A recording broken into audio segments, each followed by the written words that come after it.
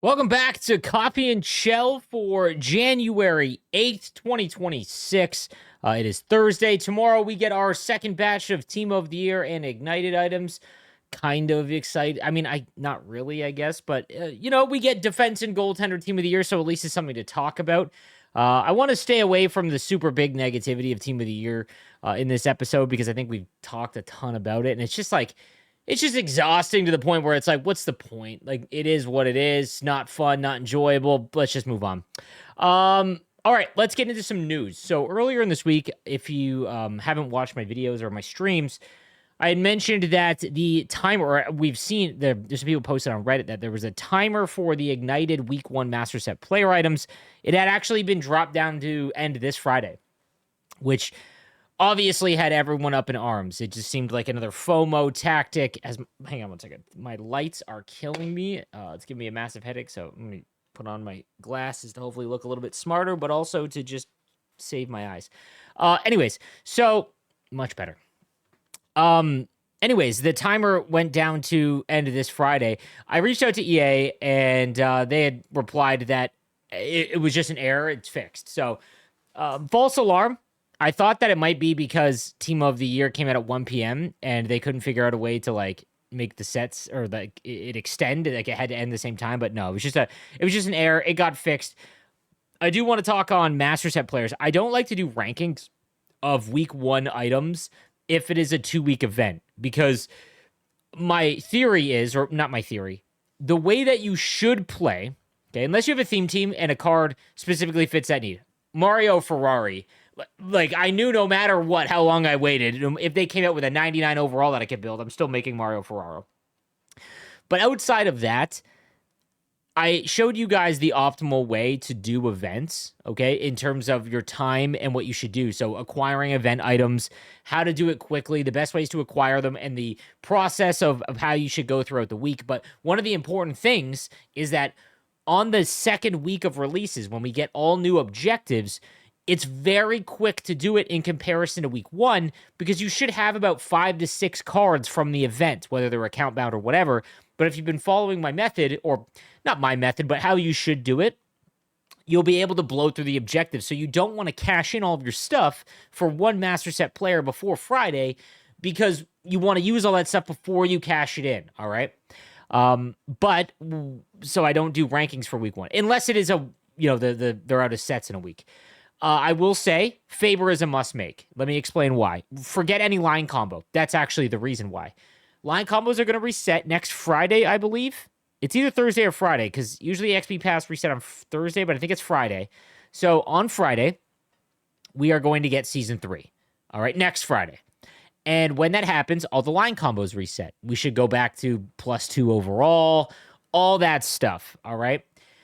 And when that happens, if it's anything like Season 2, and maybe it's not because, everything's changed in Season 1, but if it's like Season 2, I did not use a line combo until about a month into the season because there is no point to chasing after +2 overall boost that you won't really notice and then taking out players that are just far better to get those +2 overalls. Like early on in the game, 100% it makes sense because the overalls are so low, right? But now that we've built up these great teams, you've got a ton of options and you just go with whatever is best. That's what I did. I took advantage, I utilized some for salary cap purposes, and we're going to touch on that in a minute, but that Faber card at 95 speed, one of the best cards when the event is done and line combos are out. So Faber is no matter who comes out in week 2, Faber will be an S tier card. And again, my S tier rankings are cards that I feel like you will regret not making if you don't get them during the event. And I think Faber is one of them. People have asked me about Ferraro because he actually looks like a really good card. Feels mid. In comparison to my theme team cards, he feels great. On my God Squad, doesn't even make my team. I use Bo and Byram, and then I have Paul Coffey. Paul Coffey's icon card, God bless him, still one of the best cards in the game. Like, it's so funny. Early on, they do this every year because they don't get to test the game extensively and they don't get to make changes based on how we play the game, how the meta is developed. They come out with these crazy cards and they don't realize how busted they are compared to the rest of the card base. Like, we don't even have elite abilities on a lot of cards that are in the 90s now, right? So Paul Coffey having 94 speed or whatever it is with elite wheels since the launch of the game still makes him one of the best cards. And there's line combos that he fits with, including Faber. But again, so Ferraro doesn't make my lineup. He's not. Byfield is very close. Byfield is very close to the S tier. A lot of people that have made him have given him like glaring reviews, like very good. And he's always a great card just because he's got good speed and he's 6'5". So Faber for sure. I'll wait and see in season 2 or week 2 to see about Byfield. He's high A for me, but the rest are just team items. So like Dostal and them. So, man, let's talk about the star of the month. God, what a letdown. The star of the month for me is such an ignorable promo, and it's weird for me because you would think that it's an excuse for them to come out with an overpowered card. It's still too expensive to make, but they don't capitalize on packs or whatever to make, you would think that they would go out of their way to make the star of the month cards overly powerful. Like, Garrett, like there is some promos right off the gate. There are promos that come out that should automatically have elite abilities. It is very clear that EA has now implemented halfway through the year, whether that's lack of planning or just changing to how the meta works, but elite abilities are not getting added to cards until they hit 95 overall. That's why the fact that Team of the Year cards, with the cost that they are, don't have elite abilities until 95 is absurd to me. Absurd. So, anyway, Star of the Month is a perfect example, or because the cost is so high, it's that carrot and the horse and the carrot analogy. Okay, if the carrot is close enough, we'll chase it. The carrot gets too far away, we're gonna sit down. Like, what's the point? Star of the month is like if you save up all of your resources. So let's say you're a good boy and you do all your chores. You get your team of the week cards and you get the objective team of the week card. So an 87 overall, you get it all 4 times. All right. I think it came out 4 times. Comes out all 4 times. That trade in for that high overall for team of the week, which is still the best thing you should accomplish every week because it allows you to make MSPs. But let's say you're just saving it for star of the month. That gives you 189 overall star of the month player. You need 4 to make the 91. So you still got to go so far and spend so much that the carrot is just way too far away. Okay. Now, how do you get that carrot closer? 1, make it easier to acquire the cards, but that's not going to happen. We know that. 2 would be to make them so sought after that we feel the urge to dump everything into them, right? So, for example, a good way, elite abilities. You put elite quick release on that Brad Marchand, now we're talking maybe, things like that. And so if the cards are just lame, then and the cost is so high, it's cool content, like it's content, but it's like, man, it's just there for the sake of being there. Secondly, I wish Team of the Week and Star of the Month was just tied to the NHL. I know they don't like being like wrapped up with guaranteed cards based on like everyone knows what's coming. But man, Brad Marchand had a great month. Don't get it twisted, all of that. But I know it's Team of the Year. I saw this argument on Reddit. It's clear that they don't care about re-releasing cards. So McDavid has a captain card. He also has an MSP, and then he had Team of the Year, right? He should have been, dude, he had like 45 points in 11 games.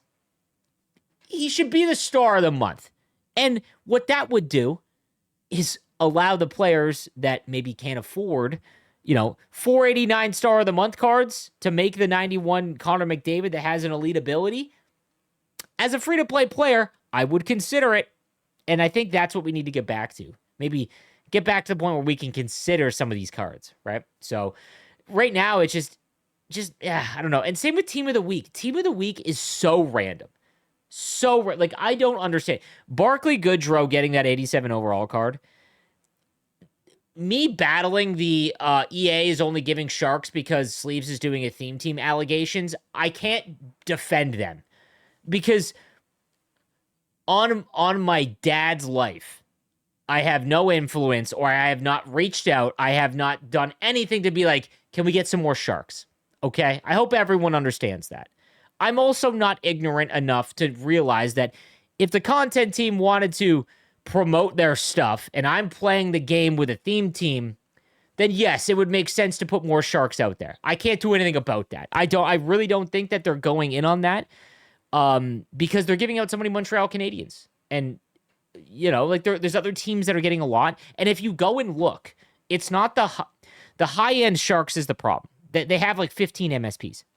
But if you go and look at like what we used to call informs, so cards that are upgraded from their base cards that got a different card, so a game breaker card, a random event card, all of that.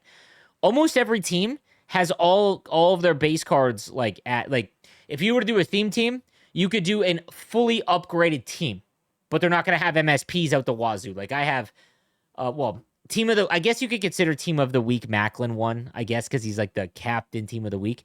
And he had the MSP from the XP path. We've got Will Smith, who was in the XP path. I guess you can consider that. We've got Eklund. We've got Mario Ferraro. We've got Michael Misa. So that's 5 right off the top of my head.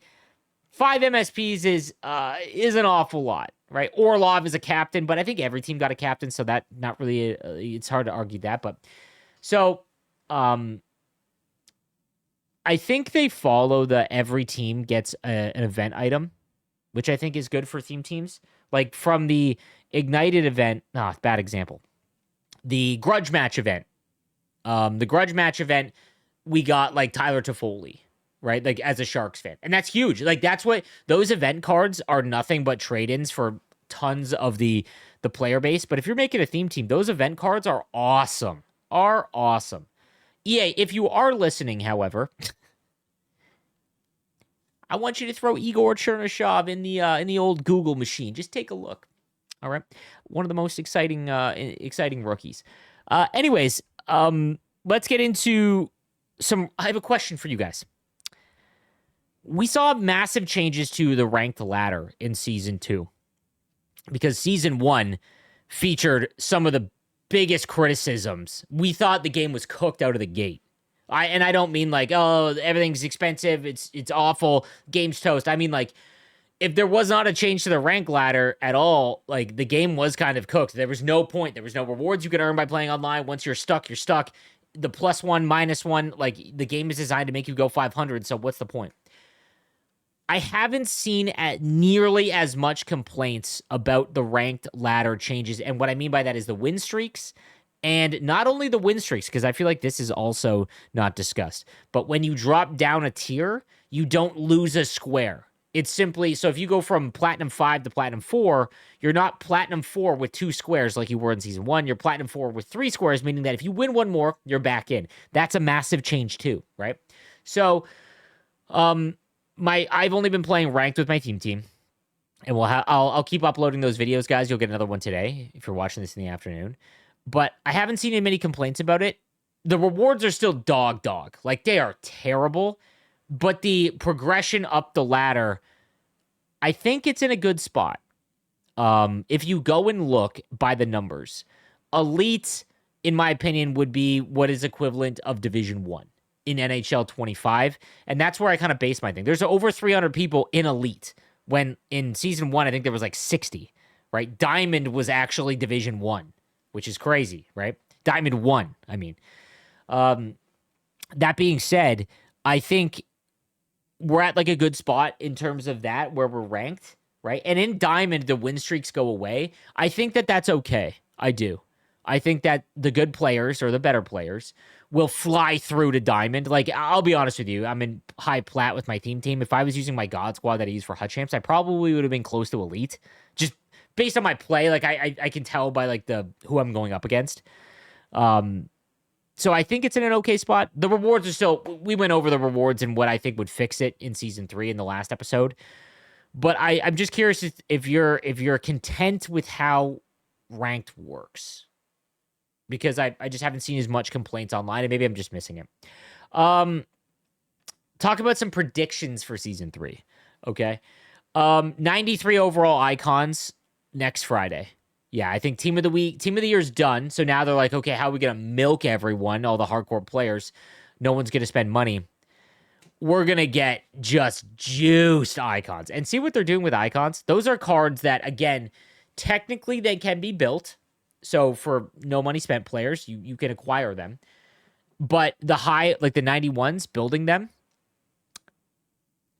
I don't want to say it's not possible. It definitely is. but you're ignoring everything else. You're selling everything. You're taking all your like it is. I wish there was a way that base cards could cross over to alumni. That would change a lot. Like if you traded in 480 overall base cards, you got like an 81 alumni, and then you could start up. You know what I mean? I think that would help a little bit, and vice versa.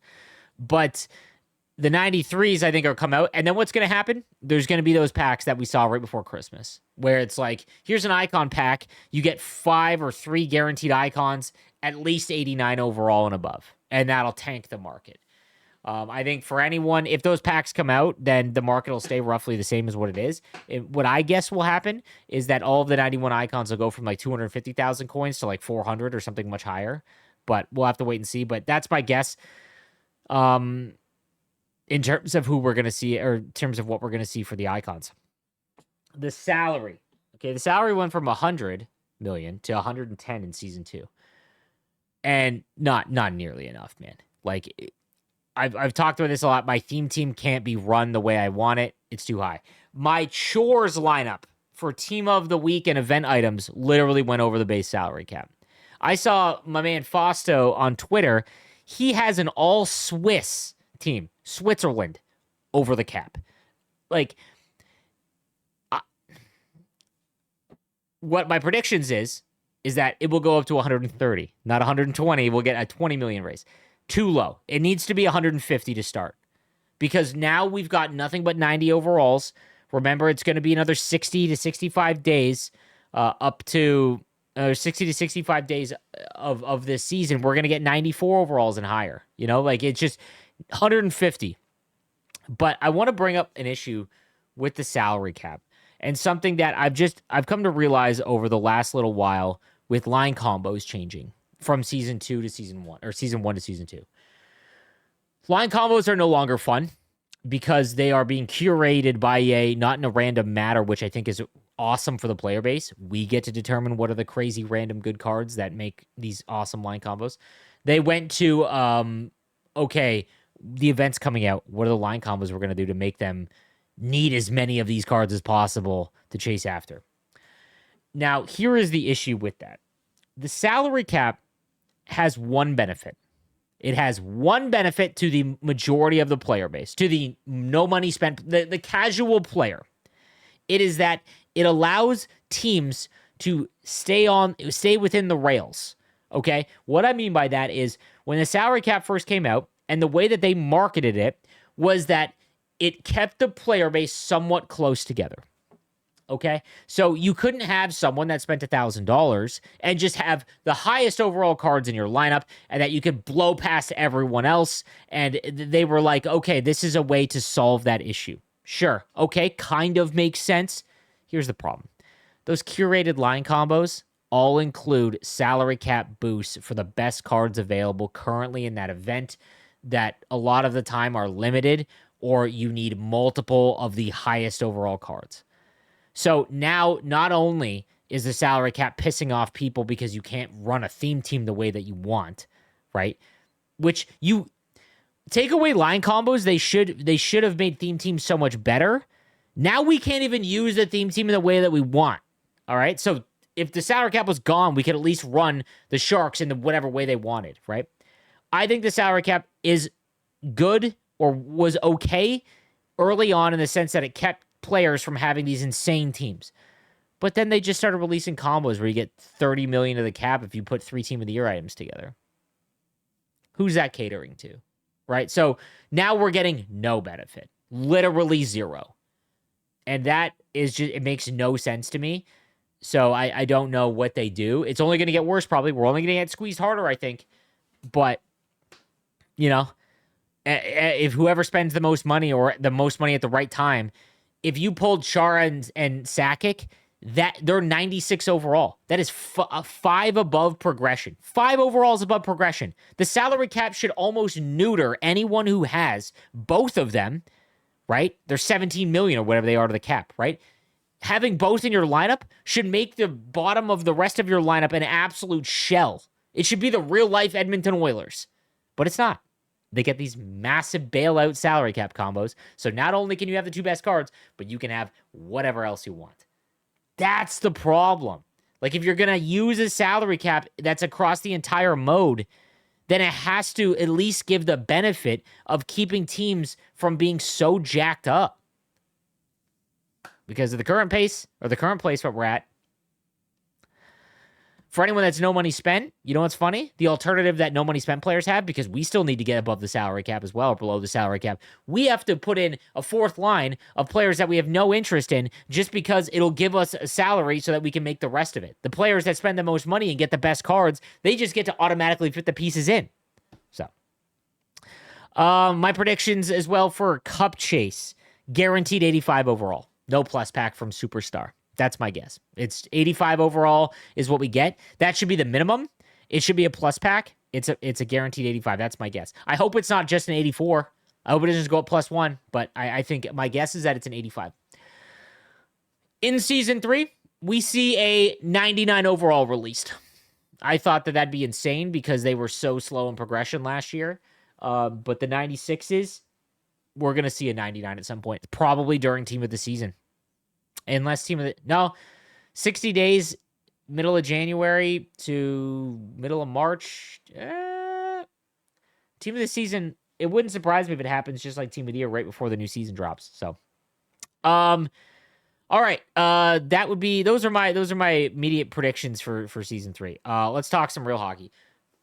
The Sharks are 1 point back of the play. If you have not, now, I know that the East Coast, like, you're never going to see the Sharks play because last night's game started at 10:30. I went to bed after the second period, so I didn't even see it in real time. Go and look at Macklin Celebrini's game-tying goal. This kid, like, I can't say enough, you know?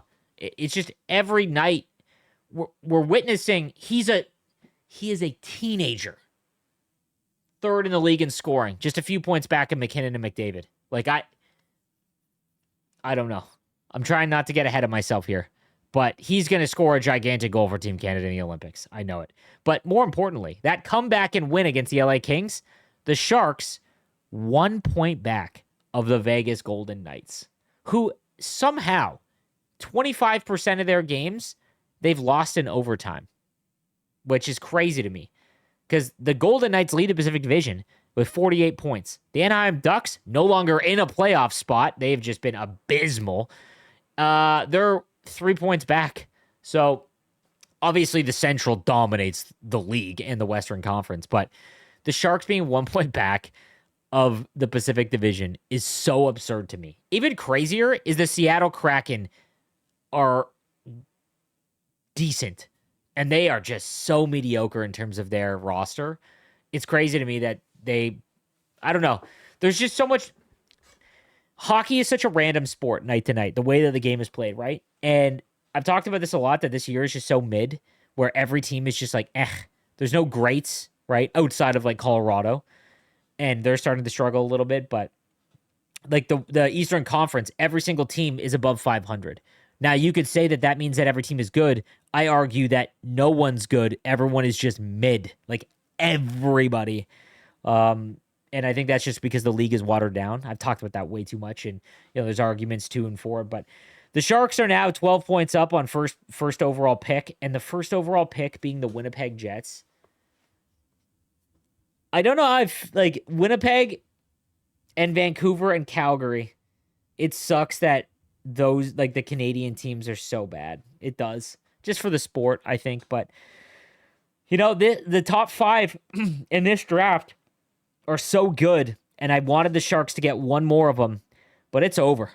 Like, I think now, with the prospects the Sharks have specifically, perennial playoff team now. Macklin will not allow it. He's going to score 120 points every single season, and I think the emergence of Will Smith before he's hurt right now too, by the way. But Igor Chernyshov might be the real deal. He's nasty, and they're going to buy a decor. They have so much cap space coming up. Like, it is absurd. They're going to buy a defense, and I'm just excited. The thing is, if they just would have gotten Matthew Schaefer in that draft, we would have been looking at McKinnon and Cale Makar. And that's tough as a Sharks fan. But nonetheless, Toronto, I know I talk about Toronto because I follow them. They are 2 points back of a playoff spot and finally look like they're doing well. So that's good. I think it's good for the sport. If like it is good for the sport if Toronto was in the playoffs. Whether you agree, you like the Leafs or not, it just is. Just for the casual fans, but um, yeah, I thought that was crazy talking about the Sharks, and I'm super excited to see how the season goes. If they don't make the playoffs, I'll be devastated at this point. I'm all in now. I'm watching games hoping they win, and that's the first time I've done that since 2019. Let's get into some gaming news. So I saw this on Twitter. When it comes to, obviously we talk about a lot of the same stuff, but it is some more GTA 6 news, and this comes from Screen Time, so an actual like somewhat reputable source. Grand Theft Auto 6 reportedly has Rockstar unsure if they will make the November 26th release time. Content in the game is not complete. Developers are still finalizing missions and making cuts for the final game. Rockstar would rather let release date slip than release in an incomplete state. So I tweeted this out in reply to this. I am okay with more delays. Like, it has been delayed so long. It's over a decade in development. We're talking about a $2 billion game in terms of the cost to make it. This game should revolutionize video games and the industry going forward. This is no slop, just insanely anticipated and well finished and polished. That's what I want. That was my main point. If they have to keep delaying it to ensure that when it is released, it is perfection, go ahead, man. I'm completely okay with it. If they've got to keep delaying it, when this game comes out, I want it to be perfect. And I'm like I said, I'm okay with the release date being pushed again. It'd be very curious because I know no matter when this game released, it's going to print money. It might cost $150. I will gladly pay that because that game you're going to get more than 1,000 hours out of, even if you're a casual gamer. And but that being said, if they release it in holiday season, so November, that it is historically for video games the best sales quarter, obviously, right before Christmas, Black Friday, all of that. So it would be surprising to me if it's November, if it's not released another year. But I wouldn't guess if it's pushed again, it's May, right before the summer months. But I just thought that was pretty crazy that it could be delayed again, and I'm curious to hear your thoughts on it. All right, someone actually had a comment. Let me see if I can find it. It was an interesting one. If I don't, then I'll just organically, when I go through everyone's comments, hopefully pull it up. But it was essentially asking, what happened to like the life updates? Because when I started doing the 1 hour episodes of Coffee and Chel to fill it, I started talking a lot of. Oh, here it is. All right, Jay Watts. I want to make sure you get some love here. So Jay Watts, positivity incoming. He says, "Let's get back a bit to story time. How's that boss of a chair setup been treating you? Any spilled drinks on it? How's the treadmill consistency?" So, for anyone that maybe didn't follow me back then, I went on this month-long journey of building myself a room that I could escape to. So I play video games for a living, and it's funny when you turn a passion of yours or a hobby of yours into a career after a few years, could be months, whatever, it will be a job. Like, you won't, for example, I, over the last 4 years, maybe have a combined 100 hours of playing video games off stream. That's a lie because I got so into Civilization 6 that it ate my soul for like 1,000 hours in a month, and I was just staying up till 4 a.m. every day. But you get my point. I just wasn't playing video games, and I couldn't understand why, because I would be done my day, and I'd be like, man, I'd love to play some games. But then I realized it was that I don't want to be in my room. So any gamer would kill for my setup. I promise you. I understand that. I'm blessed to have it. And but when I'm done my day, the last thing I want to do is come back in this room. It's like the aura. I step through the door and the first thing I think about is like, all right, time to get to work. And I'm blessed to do what I do. Don't get it twisted, but it's just like, this is work. My studio is work. So I went on this like month-long journey of like, and on top of that, in my house, my wife has a lot of our neighbors over consistently, and they're very involved in like Landon's life and stuff like that. And it's awesome to have a community like that if you're lucky enough to have a really close neighborhood. I'm also someone that when I'm done my workday, the last thing I want to do for like 20 minutes is talk to people. I don't know if this is just because my dad was like this, but I remember being so excited when I was like, even like a teenager, not a teen, I'd say like 12, right? After when you're a teenager, the last thing you want to do is see your parents. My dad would come home from a long day's work, like 6, 7 p.m., and he would just be in a bad mood. And I would try to talk to him right when he comes in the door, and it would just be like very short. But then I would like go downstairs after like an hour, lay on the carpet and just shoot the shit with him, watch the Leafs maybe. And it was like fun, right? He's much more he'd communicate, he was in a much better mood, but like those 20 minutes I feel like I got this from my dad. The last thing I want to do is see anyone but my son or my wife when I'm done the day, right? And so there's times where I would go upstairs, the whole neighborhood's here, my wife's cooking dinner for everyone. And again, I like everyone, but I'm just like, I need somewhere to sit. And the way that my house is, I don't have a very big house. I've got a nice house, but I don't have a very big house. So it's like either I'm going to my bedroom, not doing that. I'm coming down here, not doing that. And I have a downstairs living room, but I just didn't like it a lot. So I was like, I need to build a space. So not only somewhere I can escape. So I went and I tried to find the best chair, my perfect chair. The saga of that, getting it, finding it, spending all my time finding the right price, them lying to me and telling me that it was 2 pieces and me not being able to get it downstairs when it was finally delivered. I ended up going with this unbelievable recliner. And man, was it great. Is it been great. So update on the chair, I absolutely loved it. I grinded Pokemon Let's Go for my living decks that I was creating. So I'm catching every Pokemon in of ever created of all the generations, uploading them to Pokemon Home, and then when my son gets into Pokemon, he has like a. Anyway, so I started with the 151, and I was just gonna go back and like do like Red versus Blue and do the whole crazy jump through hoops to get that, but I was like, oh, let's go. I can just play that. Great game, by the way, on the Switch. I got a Switch too, and all the Switch 1 games play great on it. So, anyways, I was just like loving that. I was watching hockey again because I would go to bed, and I'd be in my bed and I would just fall asleep. So the Sharks would come on. I wouldn't even make it out of the first period. Now, when I'm in my big comfy chair, I can like sit downstairs and watch the game. I also got a new treadmill. It finally came. That ended up, they sold it to me and one of the wires was clipped. So I had to wait like 2 weeks for them to fix it. Anyways, I got back from my vacation. New Year's hit. I was insanely sick. But ever since New Year's ticked over, I've been using my treadmill just like I would outside. So the reason why I got my treadmill was I walk 8 kilometers a day. I walk 4K in the morning right when I wake up, and I walk 4K at night, and I would do it outside. Got sick of the negative 20 in Canada. I've done it for so many years. I'm not dealing with that anymore. So I got a treadmill. I wake up at 6 a.m., walk downstairs, on my treadmill inside, comfort of my own home. Love it. Absolutely love it. And it's been a blast.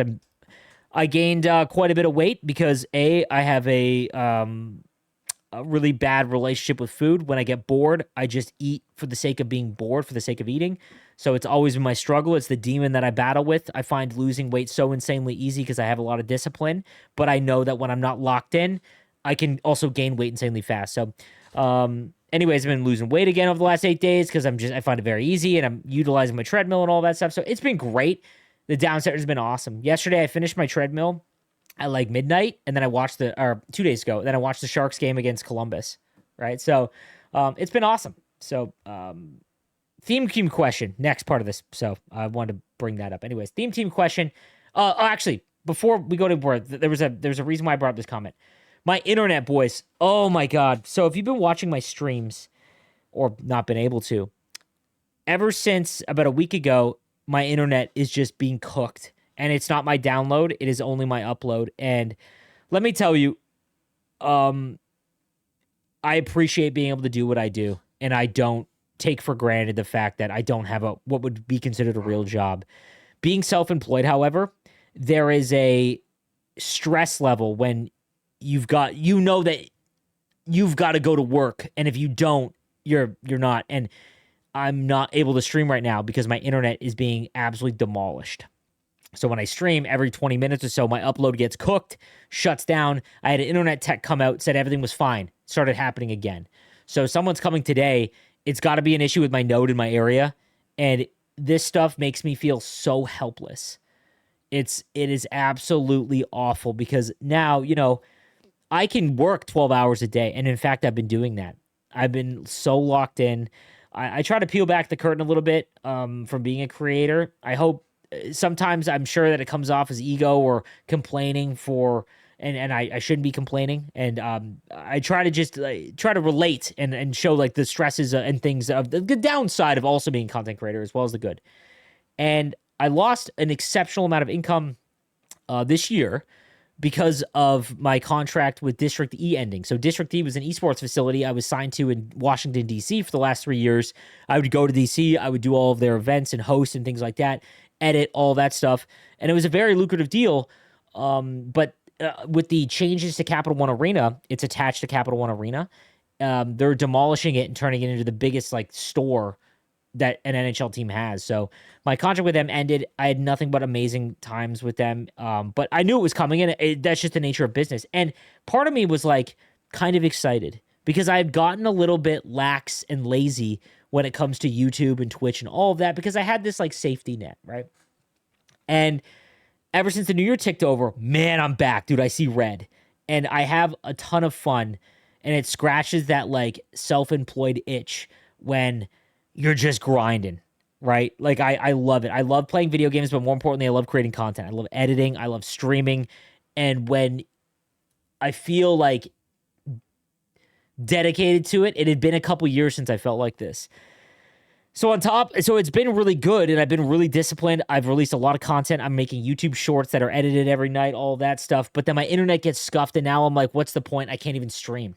And I'm fighting that, like when something goes wrong, I don't know if anyone else can relate to this, but when something goes wrong, I'm like, screw it. What's the point? This is all over. And this is a lot of the reason why people who struggle with keeping weight off as well. When I have a bad day, when I used to have a bad day where I'd eat like garbage, that would be it. Now I've developed a system where all of my days are essentially the same when it comes to eating. And when I have a bad day of eating, I just go back to that, right? Like it's the best way to do it. But same thing with like, I'm trying to battle with that with work now. So yesterday, normally I would just give up. My internet couldn't stream. It would have ruined the whole day. I still made some videos. I just worked on YouTube. And so anyways, I just want to bring that up because I thought this comment. So anyways, I'll read the rest of it. Team question, theme question, best present given and best present received. Ooh, ever? Okay, I'm gonna quick think about this and just say first thing that comes to my mind. My PlayStation 2. I remember when my dad and my stepmom got together, early 2000. It was our first or second Christmas together. I have a stepbrother who's 5 years older than me.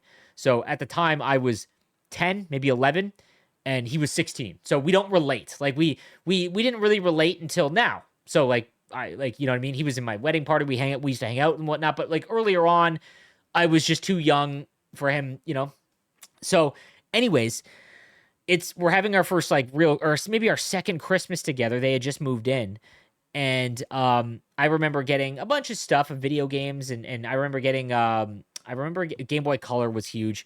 My dad had gotten me gold and silver for just being a good dad earlier in the year when they first came out, but he got me like Star Wars Pod Racing on Game Boy Color, and I was like, oh, this is my big present. Right? My parents, my family wasn't wealthy and they didn't have a lot of money. My dad wasn't middle class really until like right after 2000, right after. So it's the reason why I didn't play hockey when I was a kid. He didn't really start making really good money until a little bit later in his life. And anyways, PlayStation 2 has just come out and me and my stepbrother grind PlayStation 1. That was the one thing that we did. Whenever I would go over and hang out with them, we'd play Driver. And there's a reason why Driver is on my shelf of like I have a shelf of like holy grail video games that are the ones I hope my son gets to just try out. And if when I build my dream home, I will have a room that highlights all of those. But Driver 1, I remember just relentlessly trying to grind that game with my stepbrother, and it was one of the most difficult games ever. If you are a veteran on PlayStation 1 and played Driver, the tutorial alone is famous because it was almost impossible. See, and this is back in the pre-internet era. Like, internet was around, but there was no cheat codes and stuff. So you just had to do it, and it was so hard. Anyways, long story short, or long story long. My dad says, all right, guys, clean up, your garbage. So we clean up our garbage. We put paper away. And my dad walks down with a PlayStation 2. And he puts it in the table, or he puts this big box on. He says, hey, this is for you guys. We open it up together, and we're losing our minds collectively because we're like, we got a PlayStation 2. And then it's like, cool, but we got to share it. My dad he goes, oh, 1 second. Goes back upstairs, comes down with the second PlayStation 2.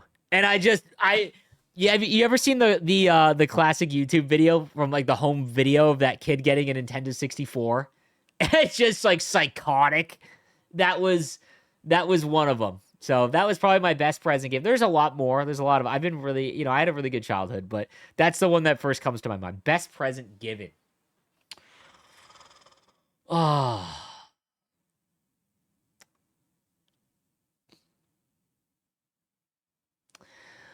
There's I don't know if I consider this, but I proposed to my wife on December 18th, 2013, and that was kind of her Christmas present. I did not make a lot of money back then. It was when I still worked corporate and I was making like $55,000 a year. So I bought her like the best ring I could afford. I was, but I don't know if I consider that. So I'm going to go with this year.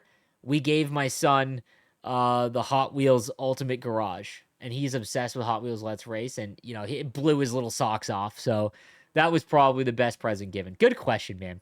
For the record, you're a super positive guy. Don't let the game get you down. Why you have to be mad? It's only a game. Watch that video if you don't know it. Brother, I grew up with TSN. And I haven't seen that before.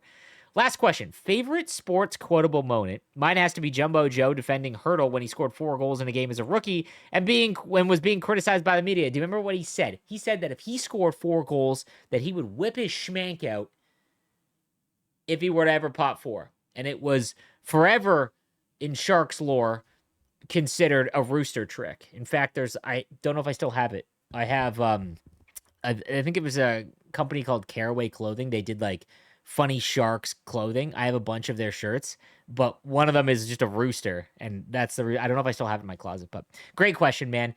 But yeah, anyway, so that's the update on life. Let's go to the other questions. Dennis says, is the website you set up with Hut card database still running? So he's talking about Hut Hub. No, it is not. However, on LG, League Gaming still exists. League Gaming's been around for 20 years. If you are interested in EASHL and you want to play competitively, EASHL or League Gaming is where you need to go if you're in North America. It is there's about 8,000 people that play on it. It's super well run and organized. It becomes a job, but it is so in depth that you will become obsessed with it. But HUD Hub essentially, no, and I'll explain the reason why. We tried for years, 2 at least. We had multiple meetings with EA trying to get the API for HUT. So for anyone that doesn't know what the API is essentially the information in the background of anything that allows you to pull data for external use. So for anyone that plays FIFA, I believe it's called FUTBin, right? You can see everything about the market, what cards are going for. There's for MLB The Show, it's called Show Zone. And again, those APIs are public. So anyone that wants to develop a website can do so. And I had Tris build Hut Hub because I thought there was a chance we could get the Hut API. And if we were to get the Hut API, we could have done how much did this card sell for, tracked what prices of cards sell for, show graphs of when and the price changes on cards. And that would have changed everything. That would have changed the user experience of Hut. And we thought that we might be able to. We got some cool things. For example, we got gameplay API. So Tris was able to develop for esports tournaments. When you play HUD against a friend, he could actually pull the data, like individual card data, like did the Connor McDavid card, how many shot blocks did it have, all that stuff. So, but we weren't able to get the market API, and that was there was just really no point. NHL HUT Builder does a phenomenal job. We weren't trying to like beat them and end them. They already do something great, and there was no way to make that better. So you gotta call a spade a spade. People who ask you to stop playing the game and stop making content because you have a lot of influence are completely clueless considering the fact that you're living and how you pay your bills. You're doing a great job in giving smart criticism to EA. You deserve the influence you have. Keep the great work. This is in response to a comment I had talked about and highlighted last episode where someone had said, you have to stop making content or there's not going to be any changes to the game. And I can understand the thought process of that for sure. If I just went away. right? If I am the most watched hut creator, which by numbers, like we can agree, there's a lot of other great hut creators. But if I were to just go away, that would probably hurt a little bit, right? But people would just go to other creators. But here's the thing. Yes, it is how I create a living and how I pay my bills. However, it is also I'm also not going to stop playing the game. Like I complain a ton about the game. And I say nonstop, if you hate the game and you're not getting any enjoyment from it, then you need to then move on. And I'm a little bit tethered to it now because I've invested so much of my life into it.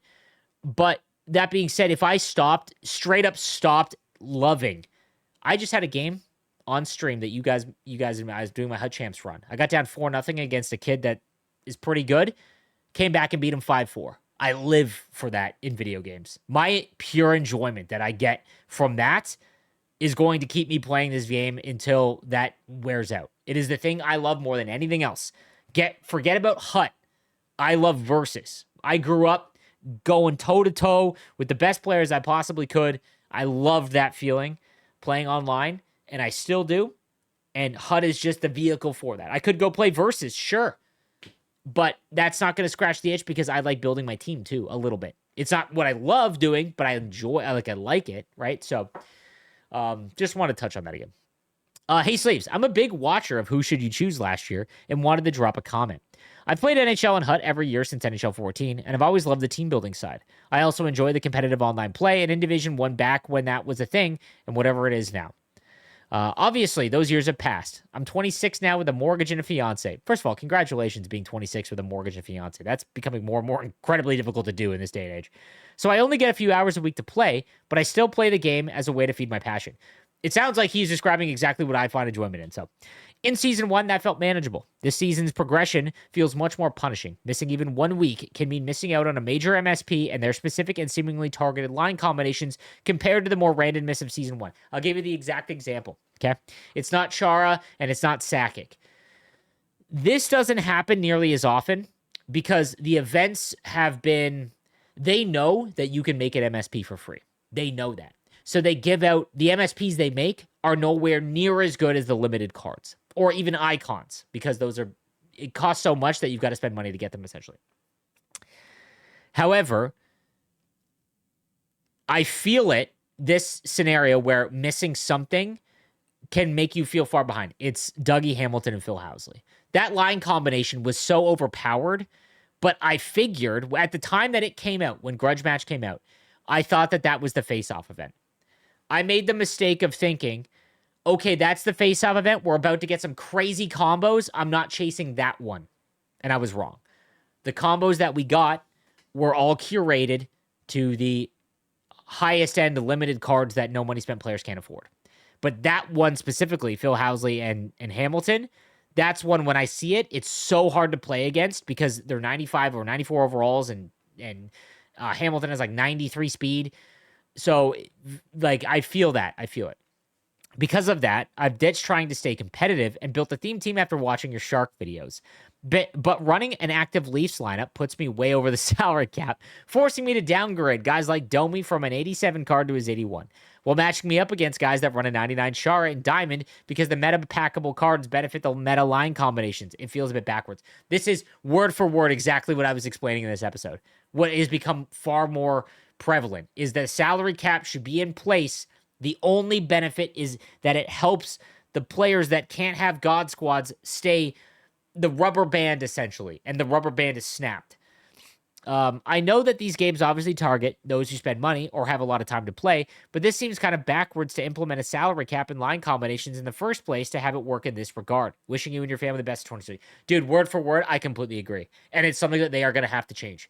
They are going to have to address this. And my guess is that they won't, and we'll just accept it. And in this time next year, if it gets even worse, which it probably will, you're gonna see a breaking point. Great ideas, man. You know, game started off very good. They had a lot of creative ideas, great cards, very interesting abilities. Ankle Breaker is actually very good. Depends on when you use it. I noticed certain players more effective.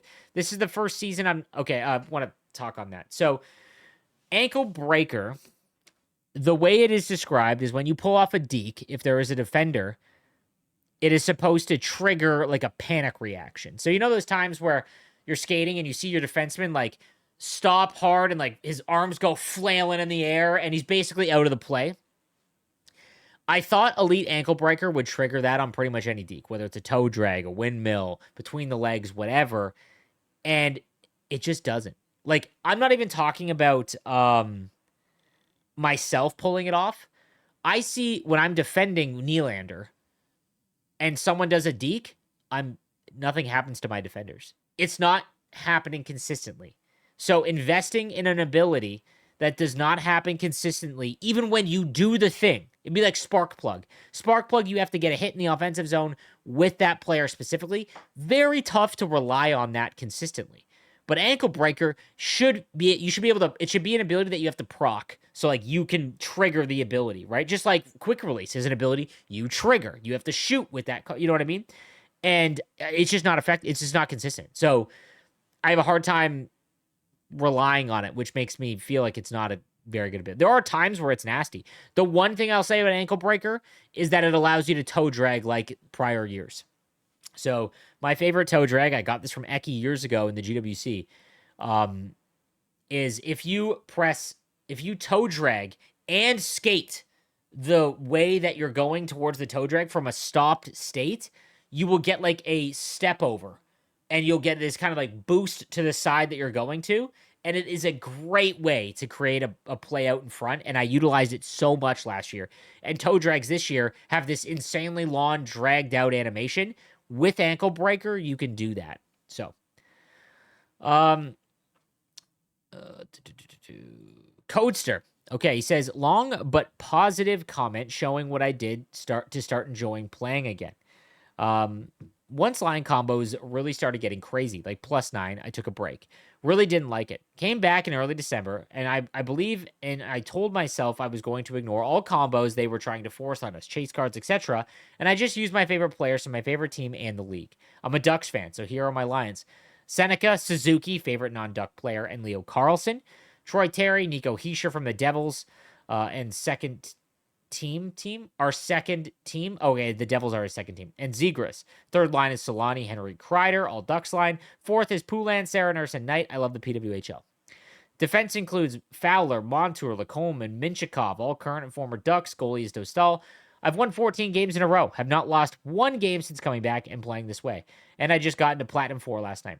Playing with a theme team and really locking in to beat teams that have all high-end pay-to-win cards is my favorite thing now. I love scoring with my favorite players, and when I can do it against somebody who clearly has only focused on chase cards, forced combos from EA, and pack-only cards, it's so satisfying. I highly recommend people take a break if they are frustrated with the game, come back with a new mindset or way of playing as well. Just try and have fun your own way and play how you want. Don't force yourself to play when you aren't happy playing anymore. Also, video games are supposed to give you the opposite feeling. 1000%. If anything that comes out of my content this year, it's that I hope I see theme teams all over the place next year from the start of the game. And theme teams have been around for forever, and I'm not going to coin that I'm like, oh, now theme teams are a thing because I'm doing it.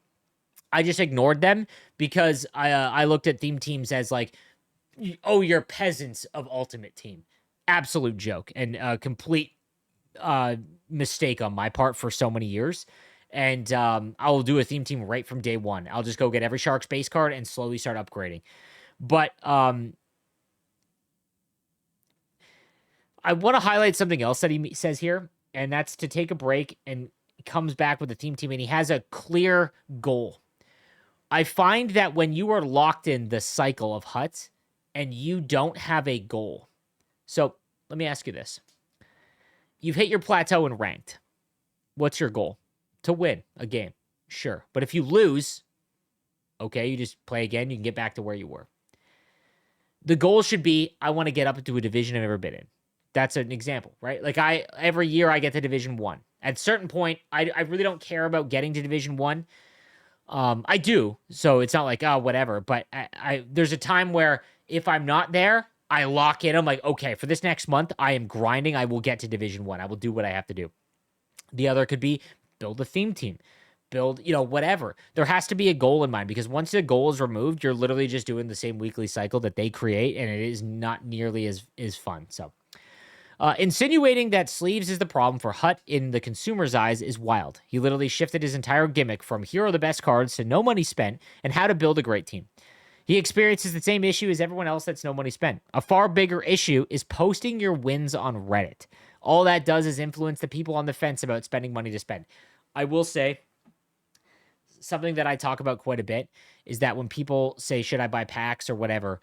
And the reason why I don't do pack openings is because of that. I used to be addicted to gambling when I was 19. I'm from Niagara Falls, Ontario. We have the biggest casino in Canada. It was literally 7 minutes from my house. And when I turned 19 with all my friends, I spent a good year at the roulette table every single Friday. I would take my paycheck and I would actually have to go cash in a bank from, 2009. And then we would take our money and we'd spend, sometimes my entire paycheck would be gone Saturday morning at 5 in the morning. Right. And luckily, I was able to break that trend. And now, even like gambling sports, the only time I will bet on anything in sports is if I'm watching the game and I have like if I'm going to the Super Bowl or I'm going to a buddy's house, I will bet on something if I have no horse in the race, right? Like if it's not the Sharks or Leafs, I'll bet on a hockey game that I'm watching, right? And my units are $25 at most. So, or even 10 sometimes. But what I state to you guys when people talk about packs, the Chara and Sakic packs, it looked on the auction house, and if you were to go off of everyone on streams, content creators, Reddit, everywhere, we made it sound like if you bought that one pack that had a 41% chance at Sakic and Chara, you're automatically getting them because everyone's posting them everywhere. You're not seeing the people that spent 24,000 points or $200 and getting an 86 high. You're not seeing that because no one posts their losses, right?